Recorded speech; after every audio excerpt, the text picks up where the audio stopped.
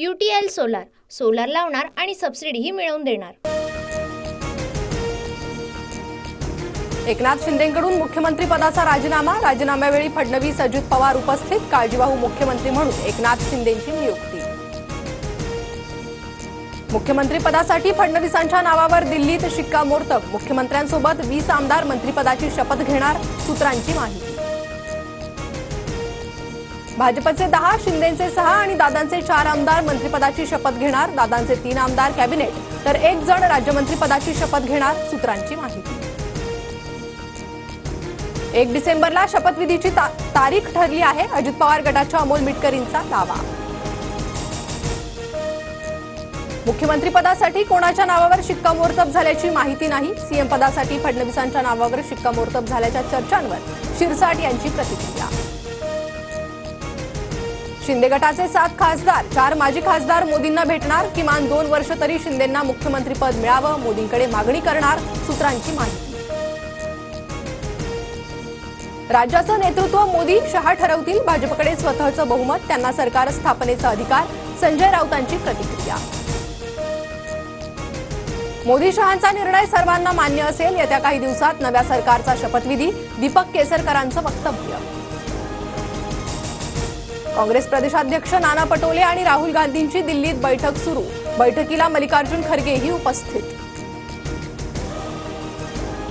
रश्मी शुक्ला पुन्हा पोलीस महासंचालकपदी, निवडणूक कालावधी संपल्यानं रश्मी शुक्ला पुन्हा पदावर कार्यरत। देवगिरी बंगल्यावर नेते अजित पवारांच्या भेटीला, वळसे पाटील, अनिल पाटील, सूरज चव्हाण भेटीला दाखल। राष्ट्रवादी पक्ष आणि चिन्हावर सुप्रीम कोर्टात सुनावणी, अजितदादा गटाकडून घड्याळ चिन्ह वापरून भ्रम निर्माण, पवार गटाचा आरोप।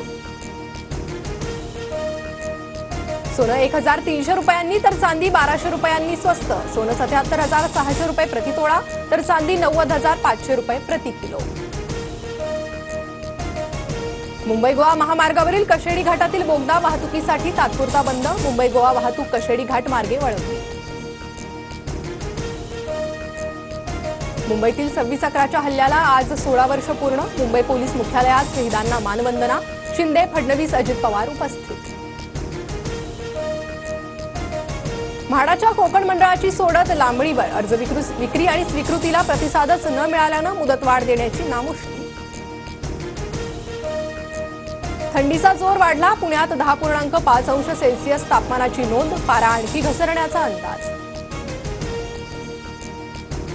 आयपीएलच्या मेगा लिलावात भारतीय खेळाडूंवर पैशांचा पाऊस, भुवनेश्वर कुमार 10.75 कोटींमध्ये आरसीबीच्या गोटात, तर दीपक चहरवर मुंबई इंडियन्सकडून 9.25 कोटी बोली।